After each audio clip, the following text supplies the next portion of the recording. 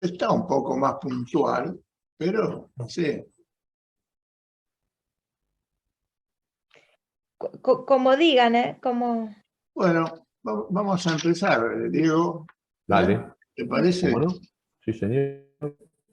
Buenas tardes, amigos, a este ámbito del Observatorio para la Calidad Republicana y la Universidad del Museo Social Argentino, que todas las semanas estimula estas reuniones con distintos disertantes que atacan y propician y cultivan distintos temas, propiciando el intercambio de ideas.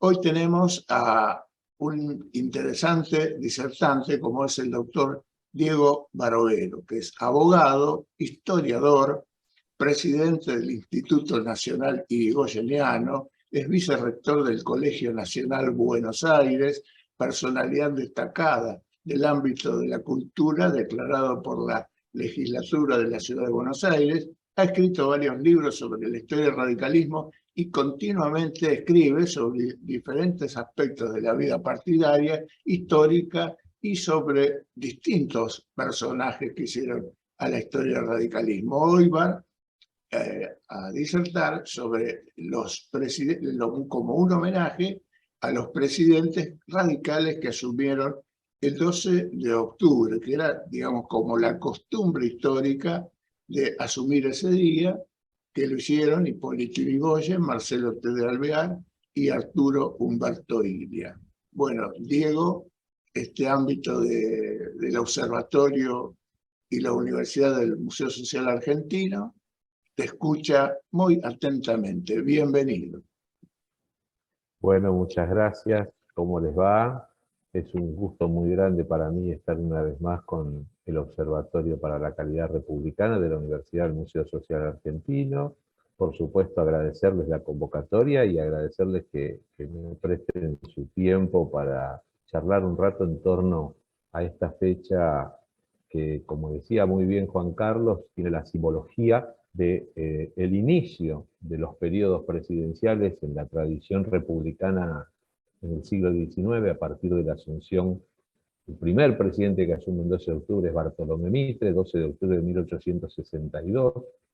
Quedó desde entonces como la fecha característica de la inauguración de periodos presidenciales. Son, como todos ustedes saben, son muchos años, un periodo muy extenso, que tiene su ruptura el 6 de septiembre de 1930, que es cuando se interrumpe la sucesión de periodos constitucionales democráticos, y después empiezan estas salidas electorales que se producen después de la normalización institucional, en nuevos periodos electorales, y asumen en distintas fechas. En la década del 30, los presidentes constitucionales elegidos en las discutidas elecciones del periodo fraudulento era el 20 de febrero. En el periodo peronista, a partir de 1946, como una especie de homenaje que hacía el sistema político instaurado desde entonces, se asumían los 4 de junio, de esa forma asumió Perón sus 2 mandatos constitucionales, en 1946 y en 1952, y después se recuperó circunstancial y parcialmente la fecha del 12 de octubre en 2 oportunidades, cuando se normaliza la vida institucional argentina durante el gobierno civil, pero condicionado por las Fuerzas Armadas del presidente José María Guido, que entrega los atributos del mando al doctor Arturo Umberto Illia el 12 de octubre de 1963, y después, paradójicamente, la tercera presidencia del teniente general Juan Domingo Perón, que asume el 12 de octubre de 1973, cuando cesa el periodo provisional del presidente que fue interino, que fue Raúl Lastiri, que completó, hizo el periodo de organización de la acefalía presidencial tras la renuncia de Héctor J. Cámpora y Vicente Solano Lima. Así que después nosotros, en la actualidad, desde la restauración de la vigencia democrática después de las elecciones del 30 de octubre de 1983, del que se van a conmemorar el año que viene 40 años, va a ser el periodo más largo después de ese que estamos refiriéndonos del siglo XIX y las primeras 3 décadas del siglo XX, va a ser el periodo más largo de normalidad institucional, instaurado durante la presidencia de Raúl Alfonsín, se eligió como fecha simbólica, y felizmente simbólica, el día 10 de 1983 fue la asunción del presidente Alfonsín, y así fue sucedido en las presidencias constitucionales posteriores. No así la de la presidencia de Néstor Carlos Kirchner, que asumió un 25 de mayo de 2003, precisamente, también en un periodo que había terminado,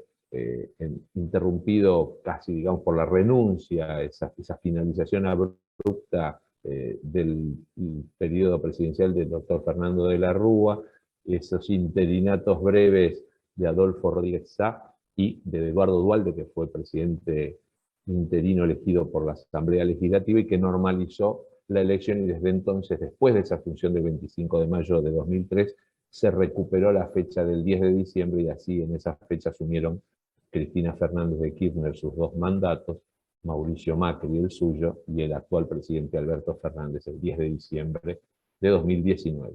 Pero volviendo al tema que nos convocó, recordar el 12 de octubre como fecha significativa para la tradición, no solamente de la nación, sino también de la Unión Cívica Radical, en la cual 4 presidencias, 4 periodos presidenciales fueron asumidos por 3 presidentes radicales que, a pesar de las particularidades de cada uno de ellos, de esas singularidades que tuvieron en el ejercicio del mando, en el ejercicio de sus liderazgos políticos, tienen puntos en común que es válido rescatar y compartir aquí con amigos y amigas de la Unión Cívica Radical.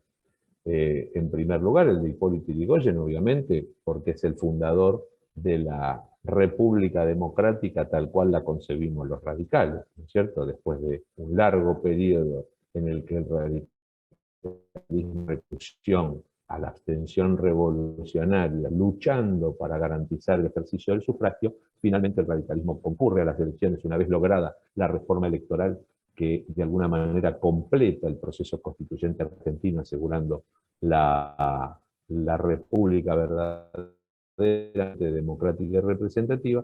Hipólito Yrigoyen asume ese primer gobierno el 12 de octubre de 1916. A él lo sucede el 12 de octubre de 1922 Marcelo Torcuato de Alvear, cuyo centenario de esa singular fecha se cumplió en el día de ayer. El Instituto Nacional Yrigoyeniano realizó una actividad en el cementerio de la Recoleta, recordando a esos 3 presidentes de los que estamos hablando hoy, pero especialmente haciendo un especial hincapié en la figura de Marcelo Torcuato de Alvear. Después nos vamos un poquito más en ella. Después Yrigoyen vuelve a asumir como presidente, como era la manda constitucional del viejo artículo 77, que imponía un periodo presidencial de 6 años de reelección inmediata sin transcurrir un periodo de 6 años completos entre un mandato y otro. Finalmente Yrigoyen asume el 12 de octubre de 1928 tras una extraordinaria elección que fue llamada el plebiscito. Obtuvo alrededor del 60% de los sufragios válidos emitidos. En ese entonces no votaban las mujeres, votaban solamente los hombres. Y finalmente el presidente Arturo Illia, que asumió el 12 de octubre de 1963, como habíamos dicho, varios años después que sus antecesores del mismo partido. ¿Qué tiene de característico que a mí me parece que vale la pena hoy recordar y conmemorar y tener presente? Esas 3 figuras, que encabezaron esos 4 periodos constitucionales como presidentes de la República. Me parece que lo más interesante para señalar es que así fueron los 3 absolutos representantes de lo que fueron los principios históricos de la Unión Cívica Radical, liminares, fundacionales, porque los 3 presidieron periodos constitucionales en los cuales la garantía de la libertad política y la garantía de la búsqueda de la igualdad social estuvieron en sintonía. Es decir, hubo lo que en ese momento no se llamaba tal, pero hoy se conoce como democracia social. Es decir, las garantías que tienen que ver con las formalidades de la República representativa y democrática, con la búsqueda de la igualdad social, del progreso, del desarrollo, del bienestar de la mayoría de la población, con una expectativa de ascenso social. De algún modo, Hipólito Yrigoyen, Marcelo Torcuato de Alvear y Arturo Umberto Illia compartieron esas particularidades, esas características de ser gobiernos presididos por la libertad, donde la libertad estuvo vigente, el respeto por el pluralismo, el respeto por las libertades individuales, por el funcionamiento y la división de poderes típico del sistema republicano, y además la búsqueda de un mejoramiento de las condiciones de vida para la mayoría de la población argentina. Esto se ve claramente en la legislación social que incorporan a estos tres gobiernos. Tanto Hipólito Yrigoyen como Marcelo Torcuato de Alvear pusieron en valor situaciones que antes de que ellos fueran presidentes, antes que la Unión Cívica Radical fuese el partido mayoritario, no eran considerados mal de la actividad de las organizaciones subversivas, mientras que en tiempos de Yrigoyen y de Alvear se empiezan a dar los primeros laudos por parte del Estado en favor del sector del trabajo cuando se producen los conflictos con el capital. Hay legislación de previsión social, las primeras leyes jubilatorias, la jornada de 8 horas, después con Arturo Illia, la ley del salario mínimo vital y móvil, ni hablar de que el radicalismo es el que llevó al Estado constitucional el artículo 14 bis, que introdujo a la Constitución Nacional, típica expresión del liberalismo, del constitucionalismo liberal, la incluyó en el constitucionalismo social a partir del 14 bis. De modo tal que podemos decir que esas tres figuras de la Unión Cívica Radical, que encabezaron 4 periodos, fueron de alguna manera fundacionales y dejaron un esquema y un ejemplo que fue notable y que influyó de una manera inigualable en la vida nacional, porque cambió determinados paradigmas para siempre, no solamente en materia política, sino también en materia social, que es lo que veníamos sosteniendo. Y acá, permítame hacer un alto en una anécdota que rescato de una conversación con un amigo de todos nosotros, que ustedes estuvieron presentando hace un tiempo atrás su libro Salteadores Nocturnos, la biografía novelada de Arturo Illia, que escribió Agustín Barletti. Charlábamos hace unos días atrás y decíamos, qué barbaridad, qué cosa extraordinaria pensar que hace exactamente 100 años esos 3 presidentes a los que estamos mencionando, y a pesar de las diferencias y a pesar de que no se conocían los 3, estuvieron en las mismas circunstancias, porque además de que el presidente entrante, Marcelo Torcuato de Alvear, y el presidente saliente, Hipólito Yrigoyen, que es quien le entregaba los atributos del mando ese 12 de octubre de 1922, asistió a esa ceremonia en calidad de granadero, custodio del regimiento custodia del presidente de la República, haciendo la conscripción en ese regimiento Arturo Umberto Illia, quien participó de la escolta del presidente recién asumido Alvear, en camino hacia la Casa Rosada a recibir los símbolos del mando, y asistió emocionado, conmovido, al retiro a pie por la explanada de la calle Rivadavia del presidente saliente Hipólito Yrigoyen, quien fue rodeado por una multitud y acompañado hasta su domicilio emblemático en la calle Brasil 1039. Así que fíjense que también tenemos una nota de color para recordar en este 12 de octubre de un episodio ocurrido hace 100 años, en el cual estos 3 presidentes radicales que marcaron una tónica en el siglo XX y en el siglo XXI, y que siguen siendo de alguna manera un norte en el que inspirarnos y buscar la concreción de un proyecto democrático e integrador, los 3 compartieron, aunque no en igualdad de condiciones, pero los 3 compartieron esa presencia en esa circunstancia tan particular. Volvamos una vez más hacia estos personajes, hacia Hipólito Yrigoyen y Marcelo T. de Alvear, que fueron los que protagonizan el periodo más extenso de vigencia de las instituciones democráticas en sintonía con las mayorías populares, antes de que se produzca el golpe del 6 de septiembre del 30, que pone fin a una etapa extensa de vigencia de las garantías constitucionales y republicanas.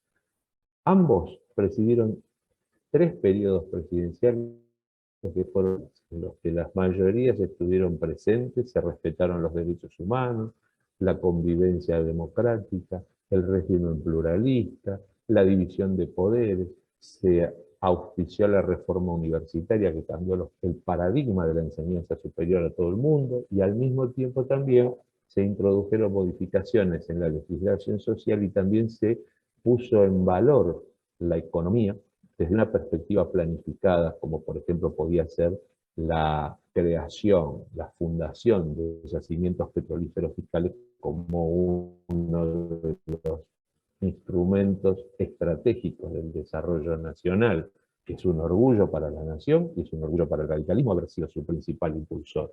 Detengámonos un minuto en que todos nosotros hemos formado parte de nuestra formación política a través del tiempo, a pesar de los linajes diferentes que podemos reconocer cada uno de nosotros en nuestra militancia, en nuestra formación. Todos hemos leído la historia del radicalismo desde una perspectiva en la cual se hacía hincapié en los matices y las cuestiones que diferenciaban a Irigoyen y Alvear, mientras que si somos verdaderamente justos con el concepto histórico, tenemos que encontrar los puntos, son más los puntos en común que los puntos en diferendo. Reconocíamos en el día de ayer, en una charla precisamente posterior al acto en el cementerio de la Recoleta con Marcelo Stubrin, que siempre se reconoció como un alvearista, y así yo lo recuerdo desde los tiempos de nuestras militancias más juveniles. Alvear fue la continuidad perfecta de la gestión iniciada por Irigoyen en 1916. E Irigoyen lo consideró de esa manera porque nunca dudó de quién debía ser su sucesor. De alguna manera también Irigoyen le granjeó la antipatía de muchos dirigentes de valores probados y de cercanía certera con el presidente. Y sin embargo el presidente, de algún modo hay una especie de prefacio de cuál era el rol que el presidente Irigoyen de su ministro en París, en los telegramas que intercambian con la delegación de la Argentina en la Sociedad de las Naciones después de la Primera Guerra Mundial. Irigoyen escribe en el telegrama, que no le escribe claramente a Honorio Porredón, a quien tenemos la mayor de los respetos y de las consideraciones, escribe: si aquellos que siempre llevaron la bolsa del buen grano vacilan hoy, ¿quién sembrará mañana el campo de las multitudes? Honorio Porredón provenía de la Unión Cívica de Mitre y de Udaondo. Claramente estaba pensando en Marcelo Torcuato de Alvear, que había estado en el Parque de Artillería siendo muy joven, que había sido fundador de la Unión Cívica de la Juventud, recién egresado del Colegio Nacional de Buenos Aires y antes de graduarse como abogado en la universidad. En Marcelo de Alvear, que había tomado la estación de Temperley del Ferrocarril del Sur en la Revolución de 1893, una revolución que Irigoyen organizó como un mecanismo de relojería y que hizo caer los 135 partidos de la provincia de Buenos Aires al mismo tiempo, triunfando la revolución, efectivamente. En Alvear, que fue integrante de la primera bancada de diputados radicales que se incorporan a la Cámara después de la ley Saspeña, la primera aplicación de la ley Saspeña. Alvear, al que había pensado como su ministro de guerra, y que sin embargo eligió quedarse en París y por eso le dio el gusto y lo designó embajador en Francia. Ese Alvear, que no tuvo que hacer campaña, que estaba en el exterior, como Sarmiento, como presidente, que no tuvieron que prometer nada, que no tuvieron que estrechar manos, que no tuvieron que prometer, que no tuvieron que hacer discursos, que no tuvieron que caminar y convencer. Y Irigoyen puso la fuerza de su prestigio en pos de la candidatura presidencial de Alvear. Y estoy seguro que no tuvo dudas, y estoy seguro que hizo lo correcto, porque cuando tuvo otra segunda oportunidad para pensar cómo reconstituir el radicalismo luego del golpe del 30, cuando todos los dirigentes radicales, incluido el mismo Irigoyen, eran víctimas de la persecución, eran víctimas del acoso, eran víctimas de la proscripción, pensó en Alvear como jefe político del radicalismo, porque el radicalismo había que reconstituirlo. No hay que olvidarse de la frase de Irigoyen, hay que empezar de nuevo. De alguna manera Irigoyen, para empezar de nuevo, pensaba en Alvear, que había sido uno de los que había empezado al principio, al lado de Alem, que él había conocido muy jovencito. No hay duda que la tarea de Alvear en ese sentido es continuadora de la de Irigoyen.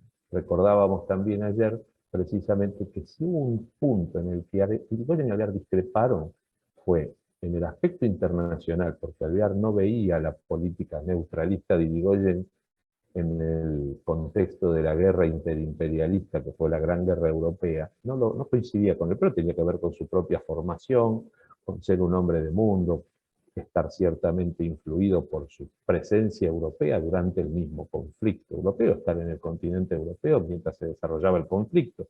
Y Irigoyen lo veía desde una distancia diferente, lo veía desde acá. Diríamos casi que lo veía en clave americana, Irigoyen, y lo tenía más claro, sin lugar a dudas. Y también en materia de política universitaria, porque donde sí hubo un retroceso, después de la reforma de 1918, que Irigoyen entendió e interpretó claramente como una verdadera revolución, que venía a traer algo más que una reforma de estatutos universitarios, Alvear no lo vio de la misma manera, y durante su presidencia hubo retrocesos, particularmente en el ámbito de la Universidad de Buenos Aires y en algunas universidades del interior, pero de alguna manera, en todo lo demás, Alvear fue la continuidad lógica de Irigoyen. Y quizá en lo que tiene que ver con los principios de la democracia social, Alvear haya sido todavía más consecuente con esas convicciones, porque en los años 30, Alvear, candidato a presidente de un radicalismo al que tuvo que ayudar a integrar nuevamente después de las divisiones, después de la persecución, después del fraude de la proscripción, Alvear lleva una plataforma en el año 37, cuando es candidato a presidente en unas elecciones que vergonzosamente le libran la presidencia. Alvear lleva la plataforma escrita por Leónidas Anastasio y Manuel Pinto, que eran las dos máximas autoridades en materia de derecho laboral y derecho social argentino, donde claramente el radicalismo se encolumna en una línea de avanzada en materia de legislación social. Así que Alvear en ese sentido fue una continuidad perfecta de Irigoyen. Y esto es importante que nosotros, que venimos de una tradición política muy marcada por la influencia del irigoyenismo, no renegamos de esa tradición, sino por el contrario, la reafirmamos haciendo mención de estas continuidades que son más importantes que las rupturas o las pequeñas disidencias. Y muchas veces, en el terreno del relato histórico, las diferencias fueron más entre irigoyenistas y alvearistas que entre Irigoyen y Alvear. Es decir, los propios seguidores de cada uno de ambos, porque eran personalidades políticas que tenían además su propio esquema, sus propios grupos, sus propios núcleos, cada uno a su modo fortalecía la postura de lo que los dividía, no de lo que los unía. Tenemos que rescatar el ejemplo de YPF, de Yacimientos Petrolíferos Fiscales, tal vez como la gran política de Estado, que Irigoyen delinea en un momento que se está yendo del gobierno. Junio de 1922, por decreto, crea la división petrolífera. Lo mantiene, sino que le da autonomía, le da jerarquía de empresa autárquica y lo nombra al coronel e ingeniero Enrique Mosconi, que después Irigoyen va a ratificar en su segunda presidencia como director, que es el hombre que le da el gran impulso al YPF y lo convierte en el vector del desarrollo nacional, con un plan para la Patagonia, con caminos, con un desarrollo de infraestructura en todo el interior de la República. Así que eso también me parece que es importante señalarlo, porque de alguna manera lo que también tenemos que pensar es que a veces cuando se escribe la historia, se escribe desde una perspectiva de la actualidad. No perdamos de vista tampoco que Gabriel del Mazo, fundamentalmente, y no quiero hacer hincapié solamente en Gabriel, que el ingeniero fue un hombre a quien debemos agradecerle lo que ha transmitido con su pluma en los libros de historia. Gabriel del Mazo militaba en el radicalismo intransigente, que combatía contra el radicalismo alvearista. Entonces, en esa lucha interna, la construcción del relato también pone su condimento, su particular interpretación del proceso histórico, carga las tintas sobre Alvear de conductas que pueden ser imputables en muchos casos a quienes lo rodeaban a Alvear, a una conducción a la que se le puede imputar podríamos decir, un error de apreciación histórico en cuanto al contexto en el cual se decide el levantamiento de la abstención, pero no desde el punto de ubicación, El levantamiento de la abstención es una decisión estratégica que pudo haber sido equivocada, pero no inspirada en obtener ningún tipo de prebenda, ningún tipo de sinecura. Al contrario, Alvear estaba convencido, confiaba que el país era mayoritariamente radical. Y lo que quería señalar también, demostrar la vocación republicana y participativa del radicalismo en la lucha electoral, porque el radicalismo era mayoritario. Lo que acá tenemos que considerar es el gran renuncio de los conservadores a haber reconocido que solamente violando la democracia se podían considerar en condiciones de gobernar el país. Y estaban dispuestos a mantener una ficción, una tropelía, violando la verdad electoral, para sostener una continuidad en el manejo de la cosa pública, de la que muchos años después, 40, 50 años después de la muerte de Alvear, un personaje importante del conservadorismo, como Emilio Coardoy, terminó reconociendo que había sido un error histórico e imperdonable para los conservadores, porque había retrasado el desarrollo del país y el de su cultura cívica. Cuando el país había resuelto definitivamente la cuestión de cómo conformar un Estado constitucional de derecho, basado en la verdad electoral, en la legitimidad democrática, a partir del gran pacto de gobernabilidad que hicieron Hipólito Yrigoyen y Roque Sáenz Peña en 1912. Así que de algún modo nosotros también tenemos que considerar que la figura de Alvear hoy, en nuestra perspectiva del presente, es decir, que nos tiene que llenar de orgullo haber contado con un presidente de la República de las características de Marcelo T. Alvear, y que teniendo todo a su favor para ganar todo, supo tener una lealtad a sus convicciones que tuvo que pagar con su propia vida, con su propia libertad, porque sufrió las persecuciones más abyectas, las conductas y las traiciones de sus colaboradores más cercanos, de sus amigos políticos, que le debían sus propias carreras y que en los años 30 no trepidaron en hacerle fraude, en boicotearlo, en encarcelarlo, en perseguirlo.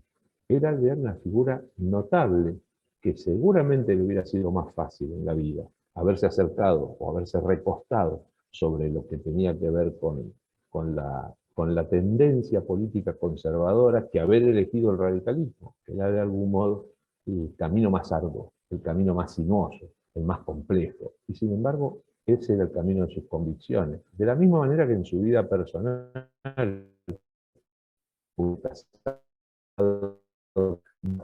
eligió casarse con la mujer de la que se había enamorado, nada menos que un artista, lo que estuvo mal visto por la sociedad pacata de entonces, Regina Pacini, que es una figura extraordinaria en nuestra historia política y cultural. De alguna manera, a toda su obra de gobierno, la influencia de Regina Pacini es inocultable.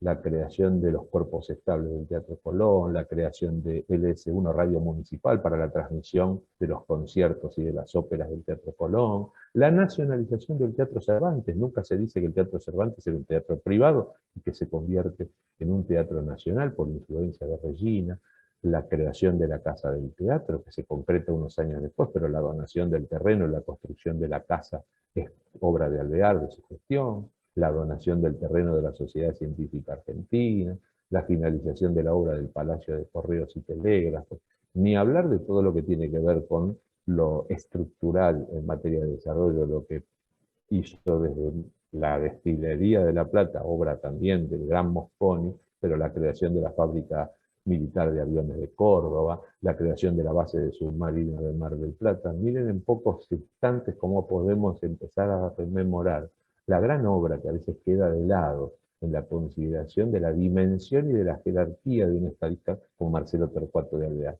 que en los años 30, pudiendo haber elegido el exilio dorado y quedarse en Europa, donde vivía sin ningún tipo de apremio económico, y observando la realidad desde su comodidad parisina, eligió venir a este país, y no para entrevistarse con Uriburu y Justo, que podían haberle entregado el manejo de la cosa pública si resignaba la compañía de la chusma irigoyenista, sino que decidió reconstruir el radicalismo con las mayorías populares que él estaba claro, lo tenía ciertamente claro, que eran irigoyenistas. Y cumplió con el mandato de Irigoyen, hay que rodear a Marcelo, Marcelo radical, él lo demostró con su vida, presidió el Comité Nacional una década, hasta comienzos del año 1942, cuando después el 23 de marzo falleció, y le costó afrontar una campaña terrible y durísima como esa del 37, la recorrida por todo el país, unificando el radicalismo, incorporando radicalismos provinciales que se habían separado del Comité Nacional, y afrontó el desafío de llevar a cabo esa plataforma, llevar a esa campaña del 37 con esa plataforma a lo que nos estábamos haciendo referencia anteriormente. Es una perspectiva diferente desde el punto de vista de lo que nosotros estamos acostumbrados, porque sabemos, muchas veces nos toca leer relatos históricos construidos, o desde la lógica de la interna, como la que les decía antes, que era un poco el leitmotiv con el cual escribía Gabriel del Mazo, un hombre de forja, que por supuesto de lo mejor de forja, porque forja es una forja entre 1935 y 1940, hasta que renuncia a Luis de Lepiane y se van porque se admite a Raúl Scalabrini Ortiz, que no era afiliado radical, que era la condición inexcusable desde la fundación de Forja, que primero había que ser afiliado radical. En el 40 hay un gran debate entre Luis de Lepiane y Arturo Jauretche por la incorporación de Scalabrini Ortiz, que Scalabrini Ortiz claramente no era un afiliado radical y no tenía ninguna voluntad de serlo. En esa discusión y en el contexto de la cuestión internacional, donde hay un aspecto para señalar, que es que el radicalismo de Alvear es el radicalismo de la lucha republicana antifranquista, es el radicalismo que está encolumnado categóricamente en contra de las potencias del eje nazi, claramente alineado con la democracia, a diferencia de lo que muchas veces se sostiene, porque el relato forjista que después exacerban los tiempos del peronismo, pretende arrojar algún nivel de opacidad sobre esas actitudes del radicalismo. Bueno, precisamente el radicalismo de Alvear, el radicalismo encolumnado con la democracia a nivel mundial, de modo tal que corresponde también señalar esa capacidad de ubicación espacio-temporal que tenía Alvear, entender el mundo de su tiempo, que es algo que también caracterizaría años más tarde Arturo Illia, el otro presidente al que estamos recordando hoy, y a Raúl Alfonsín, circunstancias absolutamente diferentes, pero que Alfonsín interpretó cabalmente que el conflicto norte-sur era el conflicto que superaba con creces la antinomia este-oeste, y eso está presente en sus discursos, en su plataforma.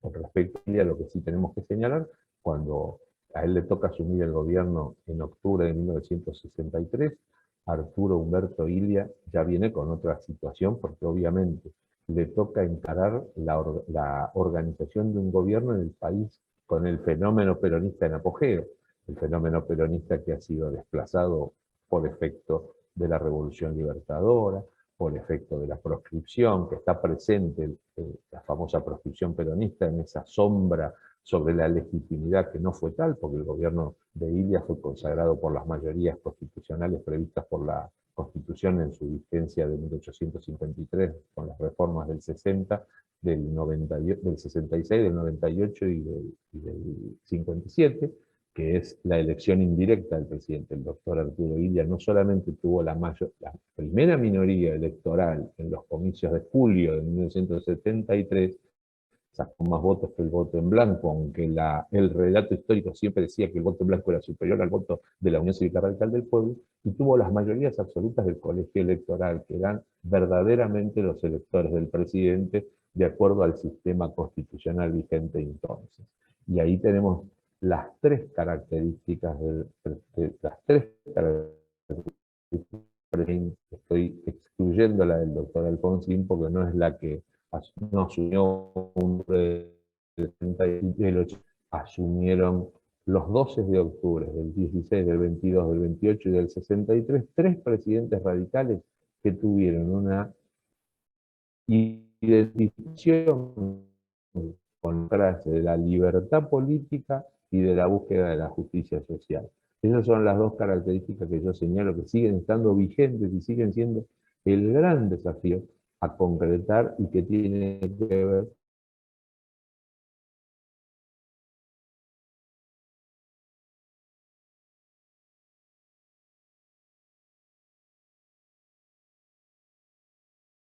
Se silenció, Diego, se congeló tu imagen.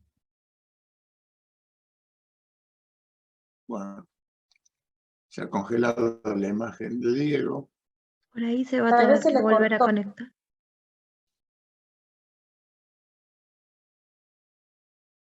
Sí, no mandó mensaje ni nada. Ahí está, Está- ahí volvió. ¿Parece? Ahí Si volvió. les parece, quedamos acá para el intercambio, si les parece bien. eh, hubo un minutito en que se cortó la comunicación, Diego. No sé si querés reiterar algo No, de yo los últimos 2 o 3 minutos. decía que básicamente, las 4 presidencias de esos 3 presidentes que estamos conmemorando hoy, 12 de octubre del 16, del 22, del 28 y del 63, tienen esos dos grandes pilares, el de la libertad política y el de la búsqueda de la justicia social, que siguen siendo la forma en la que el radicalismo tiene que elaborar su propuesta actual y de futuro, asegurar una democracia con integración social. Bueno, eh, yo te pediría que repitas, porque fue un viejo eslogan de la elección de Ilia con el peronismo proscripto, que había sido un triunfo medio extraño. Que repitas esos 2 elementos que vos señalaste recién, que Bien. dan por tierra con toda esa argumentación que la sostuvieron 30 años.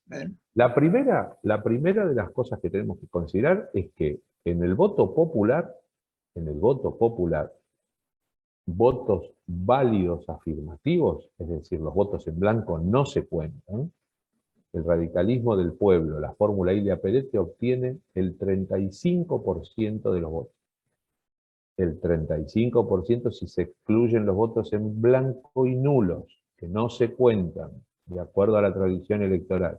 Si se cuentan, si se toman en cuenta, el radicalismo tiene el 25%, en segundo lugar el voto en blanco obtiene el 19%, y en tercer lugar, con el 17%, la fórmula Allende-Helsi de la Unión Cívica Radical Intransigente. Eso señala que el radicalismo es la primera minoría electoral, nunca superado por el voto en blanco.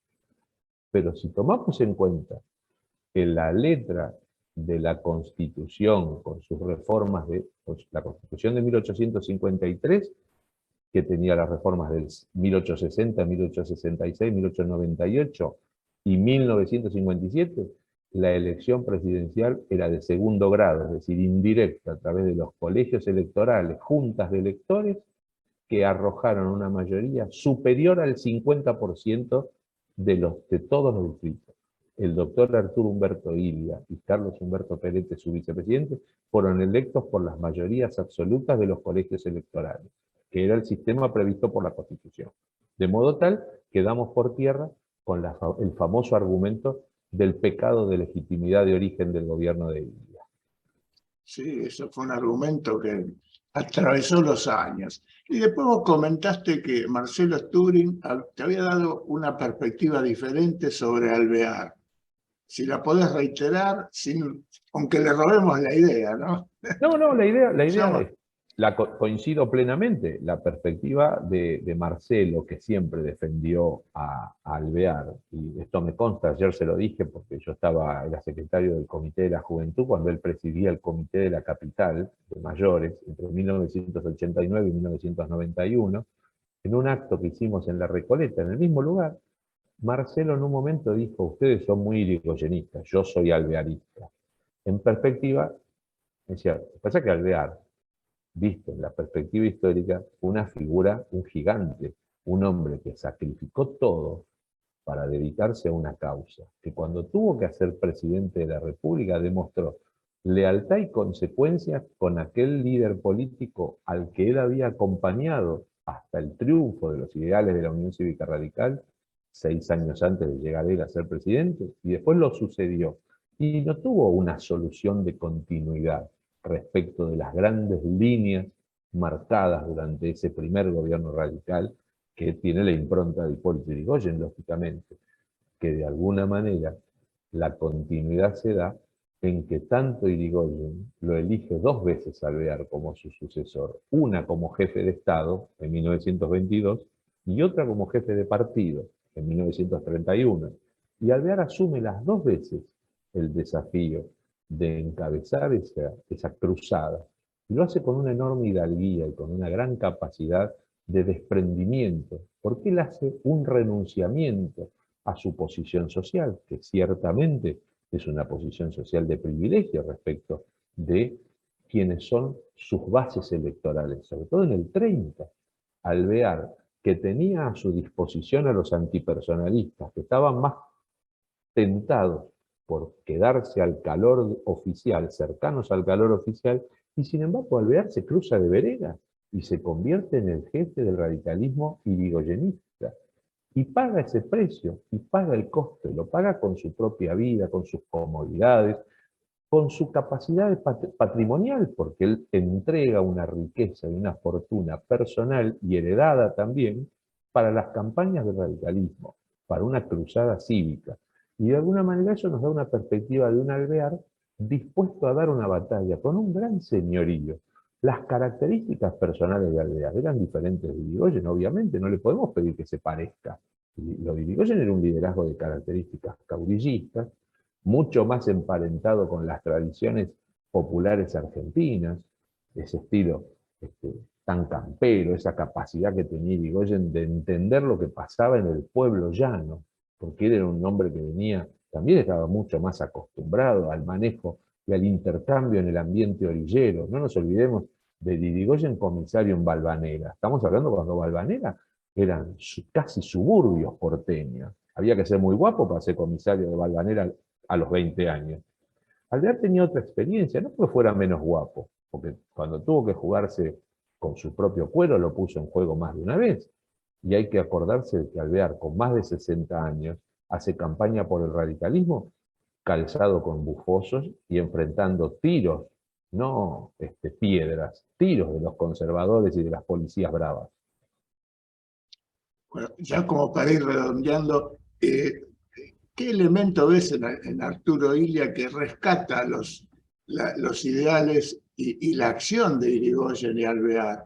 Muchos años después, pues transcurrieron años con el radicalismo fuera del poder, y él se hace cargo de todo ese tramo y ejerce el gobierno y rescata aquellos principios. ¿Cuál es tu enfoque? Yo creo que Illia es un gran irigoyenista. En Illia ha influido mucho más la figura y las ideas de Irigoyen. Illia, además porque su propia trayectoria personal está marcada por la influencia de Irigoyen, que es quien lo manda a ser médico al ferrocarril de Cruz del Eje, que no es su provincia. De alguna manera, Irigoyen está actuando ahí casi como el que está mandando a un predicador, ¿no es cierto? Lo manda desde la provincia de Buenos Aires, lo manda a Córdoba a cumplir una misión. Illia se queda en Córdoba y hace política en Córdoba. Y se convierte en un referente político Córdoba. Porque Illia es una carrera, si la pensamos hoy, senador provincial, vicegobernador, gobernador electo, diputado nacional, y llega a la presidencia con un cursus honorum. Pero las ideas de Irigoyen, todo lo que tiene que ver con esa presencia de lo nacional, con la idea del Estado, no del Estado como se piensa hoy, un Estado magnificado, grandilocuente, avasallante, un Estado eficaz, eficiente, capaz de brindar los servicios, pero también de un Estado con un espacio de autonomía y de soberanía. O fíjate la política exterior de Irigoyen, cómo se parece a la política exterior de Illia. En Illia y en Irigoyen, además hay un episodio casi que podemos decir que calcado. En tiempos de la República Dominicana, ocupada por invasiones norteamericanas, Irigoyen e Illia tienen ambos una actitud de jerarquía, de reconocimiento a la soberanía de Santo Domingo, que es prácticamente calcada, la famosa orden de Irigoyen al crucero 9 de julio que traslada los restos de Amado Nervo hacia México. Ir y saludar el pabellón dominicano, le dice al comandante de la nave. Y don Arturo Illia, que se niega a enviar soldados argentinos a Santo Domingo cuando está siendo invadido en los años 60 por los Estados Unidos.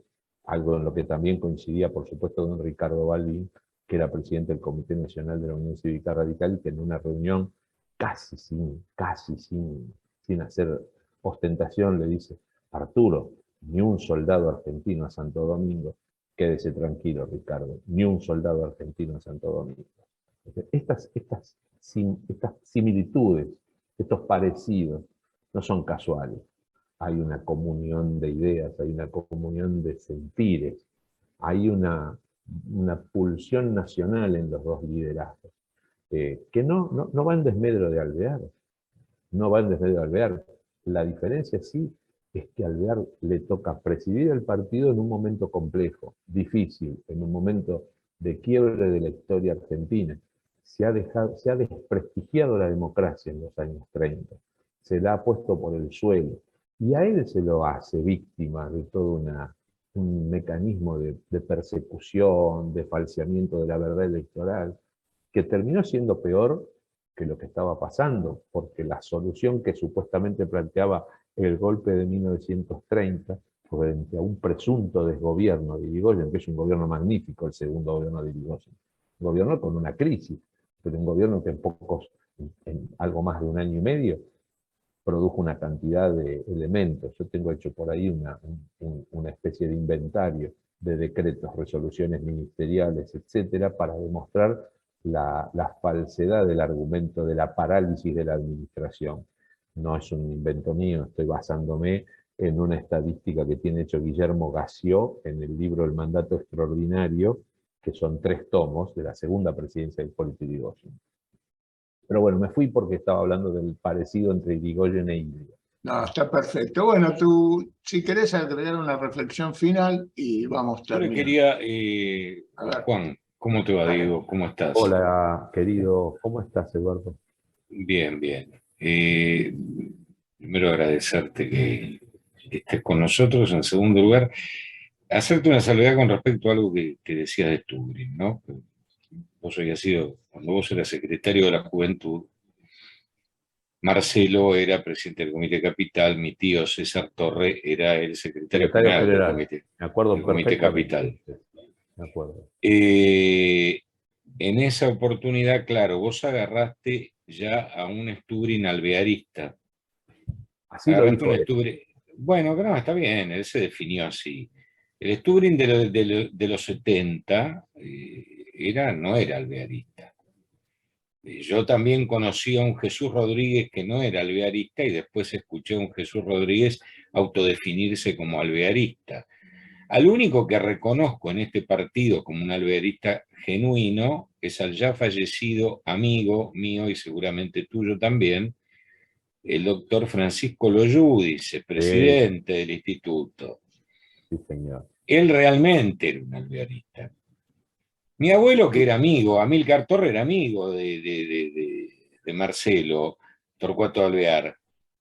Después tenemos un Alvear, bueno, pero queda mal, porque hago nombres, pero uno cree que está en intimidad porque está hablando con amigos, pero en realidad esto después tiene una difusión infernal y me Sí, van a odiar. se Pero hay transmite. algún dirigente balvinista de la 20 que estaba muy próximo a Yuyo, se va a dar por aludido claramente, y no voy a dar el nombre, que como se llama Marcelo con nombre de pila también, se cree que es Marcelo Torcuato de Hace Alvear, mucho que no lo pero veo, espero que esté bien, le mandamos un abrazo a yo también le Marcelito. mando un abrazo a Marcelo Canay, que él tiene una forma de afeitarse muy particular, atractiva, pero muy particular. Yo siempre digo la tersura de su cutis, ¿no? Cosa que lo molesta muchísimo, más cuando ha entrado en años. Pero te decía, vos, volviendo al tema Marcelo, que es otro que se ofenderá el día que escuche esto, porque seguramente lo va a tomar como una muestra de atrevimiento, pero yo me acuerdo yo tenía 9 años y Marcelo estaba en la juventud, Claro, claro. y papá, que era uno de los fundadores de Renovación y Cambio, Marcelo estaba muy lejos del pensamiento de Alvear. Digamos, yo tendría que ser un cínico hipócrita si digo, tengo que pensar que Rodríguez, Jesús o Marcelo fueron alvearistas de origen. Ambos eran alfonsinistas paladar negro, eran irigoyenistas a ultranza, y de ahí no los movías. Es más, no le tenían ni un mínimo de afecto a Ricardo Alvin. Y el día que quiera, esto lo puedo debatir con Jesús y con Marcelo, porque ellos me llevan años, pero bueno, como te lo llevan a vos también, pues son más grandes que nosotros, pero nosotros no somos tontos. Hay cosas que la memoria no alcanza, como dice Enrique Vidal Molina en La retreta del desierto, en el poema de La retreta. Ajá. La memoria no alcanza, pero sí alcanza, porque uno la tiene. Me Entonces, das el bueno, pie, me das el pie justo porque me haces acordar de algo. Yo empecé a preocuparme por Alvear y decir, no, yo me tengo que estar equivocando con Alvear. porque vos tampoco eres alvearista y yo Conocerlo, tampoco. conocerlo a los Yudice, a quien acabas de mencionar, y a mí yo Sí, tuve claro. mucho afecto, mucha cercanía con Francisco, pero yo conocí dos tipos más. A uno un poco menos que a Pancho, que era Marianito de Apellanis, que era ahijado de Marcelo de Alvear, porque era hijo de José de Apellanis. Alvear y Apellanis fueron los dos ministros Sí, de la claro. revolución triunfante de la provincia de Buenos Aires de 1893, primer gobernador radical de la provincia, Juan Carlos Belgrano, sobrino nieto del creador de la bandera nacional. Y el otro alvearista de paladar negro, con el que sí tuve una amistad entrañable, tengo elementos que él me regaló, un retrato de Alvear dedicado a él, era Guillermo de Andrea Mor, su último secretario privado y además taquígrafo. En la campaña del 37 entró como El secretario taquígrafo privado de Marcelo, sí. hasta que se murió Marcelo. Guillermo de Andrea Mor fue su secretario.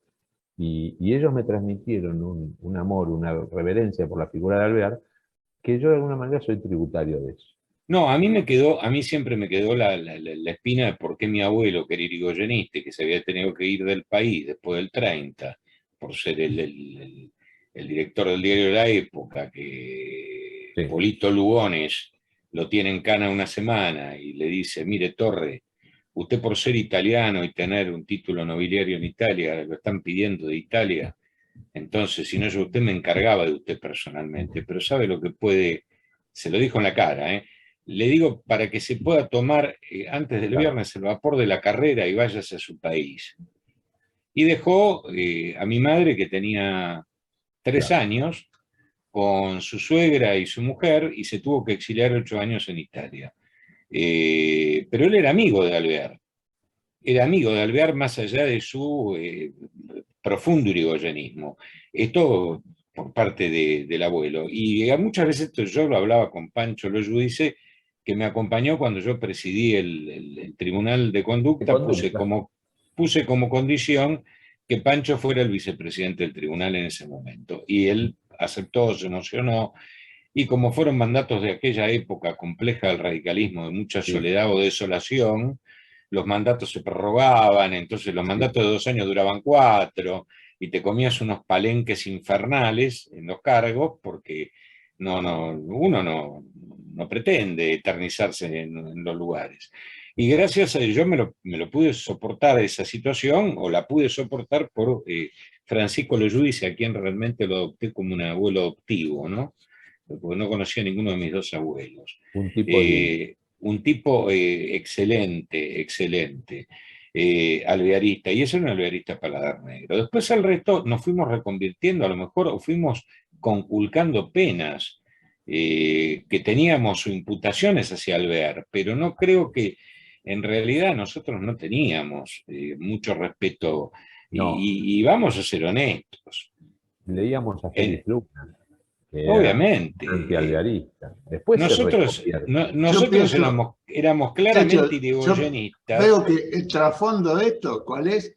Que el viejo don Hipólito tenía razón en elegir a su Sí, sucesor. sin ninguna duda eso. Ahí Pero, está. pero Usted por otro seguramente camino llegaron a Sigue esa siendo el jefe, deducción. sigue siendo no, el jefe. La el jefe conclusión fue es la misma. Irigoyen, y a ver, se lo estoy Irigoyen. diciendo al presidente del instituto, que nadie más que él tiene autoridad para poder, digamos, suscribir este tipo de cuestiones, porque no estoy hablando de alguien al cual él no ha frecuentado.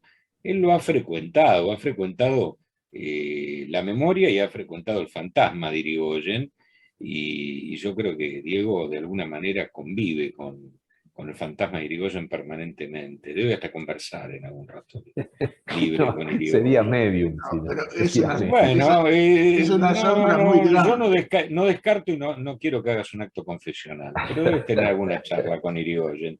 Lo Alguna que vez sí, hablaremos del tema.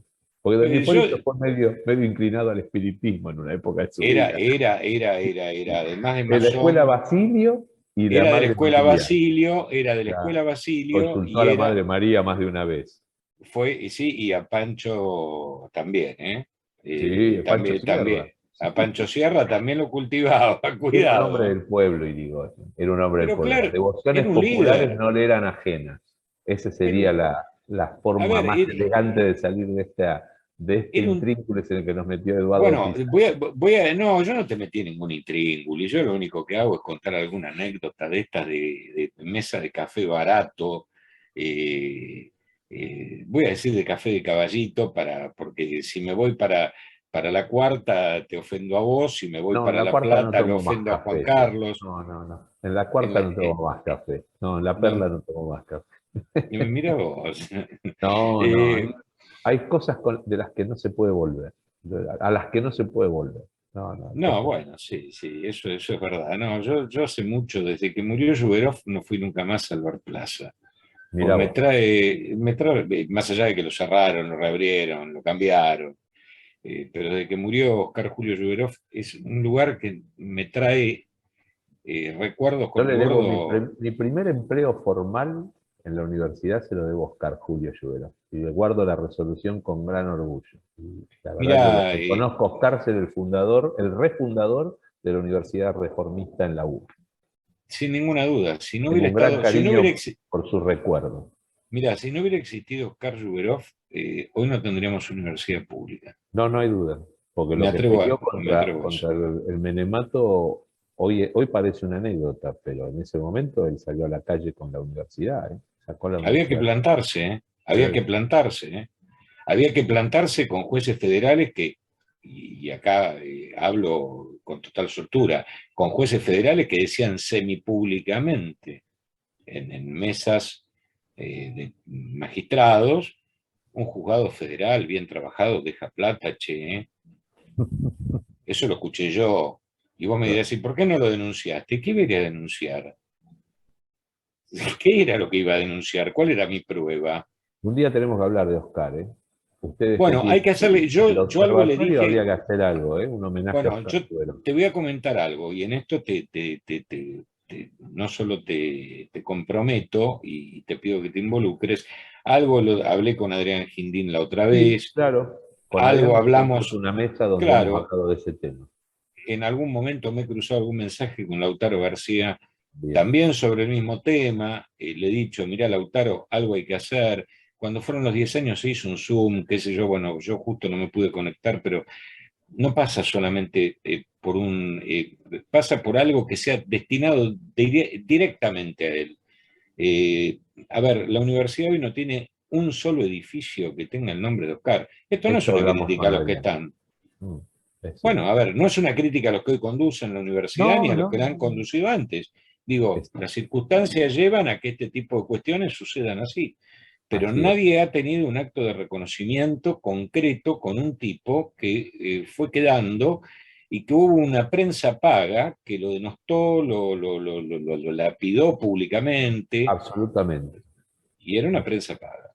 Era una prensa paga de la cual Juan Carlos algo debe acordarse, que algunas cosas yo le he contado, y que bueno, que esto está todo grabado, es algo que le pidamos a Sabrina que corte las grabaciones, podremos hablar de cosas, porque hay que hacer ¿Qué nombres dirás, Sabrina? que pueden traer otro tipo de complicaciones que no La tenemos cinta ya, Gonzalito, hay que decir, como decía pero Soldán, seguro, el ya domingo no, estamos sin la pelo cinta Gonzalito. para comprarnos ese tipo de quilombos, Ustedes no saben estamos. que uno se muere dos veces, físicamente y cuando los amigos lo olvidan. Así Claro. que si tienen esa idea hay que concretarla, no hay que olvidarse de esas cosas. No, El no. radicalismo Mirá, siempre ha sido, rememorar una muerte ha sido siempre acordarse que se murió y también hablar del presente. Siempre existió esa mecánica. Y no, bueno, y algo volviendo a lo anterior, Juan, que recién decía Diego con respecto al tema que yo recién te decía, lo de Marcelo y lo de Jesús, que están los dos vivos y pueden contestarme si estoy faltando a la verdad, si tienen ganas. Que yo les puedo traer algunos recuerdos, si se olvidaron, o como están grandes, ¿viste? Son dos muchachos grandes ya. A lo Eso es una mejor. maldad, ¿eh? No, Estamos no, todos no. grandes. nosotros estamos grandes, pero ellos están un poquito más grandes que nosotros. Entonces, claro, bueno, por supuesto, una cuestión lo que- biológica. es una cuestión biológica, porque si no es como Sandro, ¿viste? Yo te cumplía 30 y Sandro cumplía 40, y yo cumplía 40 y Sandro cumplía 40. Y hubo Siempre una cumplía época 40. que, y un día clavó en 50 y yo iba ascendiendo, pasaban los años y Sandro tenía siempre la misma edad. Supongo que Marcelo y Jesús no serán así. No, lo que sí quería decirte era algo que vos lo sabés mejor que yo y que podés dar 2 charlas más sobre eso. Tanto Ricardo Balbín como Mercader, como Sabatini, como todos los que vos has mencionado después, don Arturo, Raúl, eran todos irigoyenistas. Todo. Todos eran irigoyenistas. Sí. No había uno que fuera alvearista. La impronta del partido es una impronta irigoyenista, claramente. Y de alguna manera ahí me hiciste acordar de lo que me dijo de Andrea Amor. Me dice, mirá, me dice, a mí irigoyenista me hizo Alvear. Cuando era un Seguro, pibe, me dice, yo no lo conocí Irigoyen, pero yo me hice irigoyenista por Alvear. Eso decía Guillermo de Andrea Amor, que fue su secretario. seguramente, seguramente, sí. Sí, claro. La impronta del radicalismo es don Hipólito. Sin duda. E inclusive, más allá de lo que ha significado para nosotros Leandro Alem, Así es.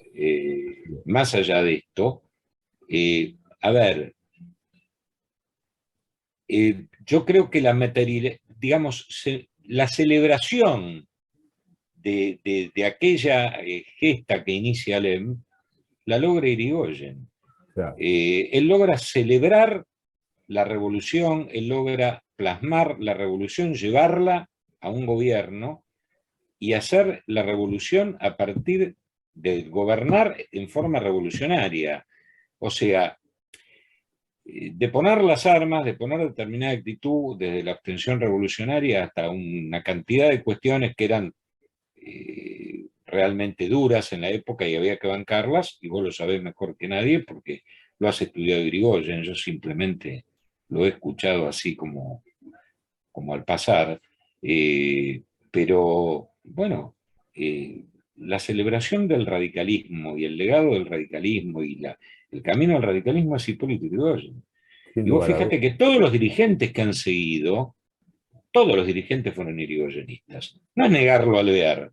No. Alvear tuvo su grandeza, tuvo sus gestos, a ver, tuvo un despojo y actos de grandeza que fueron enormes. Tipo que podría haber vivido como lo que era, como un bon vivant, y no tener que, vos lo has dicho, bueno, no voy a reiterar porque No, y no soy además yo el los que estoy hablando. alvearistas son los que lo traicionan a Alvear. No son los Sí, irigoyenistas. claro. Alvear lo traicionan a los alvearistas. O sea, los que debieron devolverle todo lo que Alvear les dio cuando era presidente. Se cortó, Diego, se congeló. Se congeló. Ahí está. Le hicieron fraude a Alvear. Sí, claro.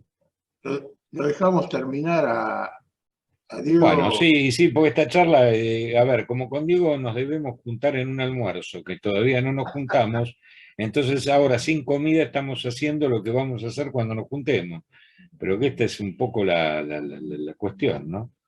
Pero bueno, sí te pido, quedás comprometido con el tema de Oscar y nada, y hay que seguir con la docencia sobre don Hipólito, como lo haces vos y como se hace desde el instituto permanentemente. Tiene señal baja, Diego. Ahora Diego, ahora. dale, andá cerrando. Sí. Ahí se congeló de nuevo. Bueno, no, Sí, me parece agradecerles por la perdió la invitación, porque la verdad que para mí conexión. fue un orgullo y no más A el ver, cariño. ahí está. Bueno. Por la invitación y además para mí les tengo un gran respeto fundamentalmente, además de ser parte. Así que gracias por la invitación, para mí es un placer. Bueno, Diego, buenas noches, gracias a Sabrina Mossalini. Gracias a todos. en la parte técnica y esta charla será distribuida por nuestros canales de YouTube a los amigos y después va a estar en el canal de YouTube del Observatorio para la Calidad Republicana. Muy buenas noches. Chao, buenas Gracias, noches, Diego. gracias. Gracias, Laura. Gracias, Diego. Gracias, Laura. Chao, No, chao. gracias a ustedes. Buenas Gracias. noches. Un placer. Gracias por todo. A ver si vamos a comer un día de estos, ¿no? Sí. Si no, no somos radicales. Si no vamos a comer, no somos radicales. No, no vale. Sin el churrasco no vale. Tiene un ¿Viste? churrasco, no. A los pibes yo les decía eso, se cagaban.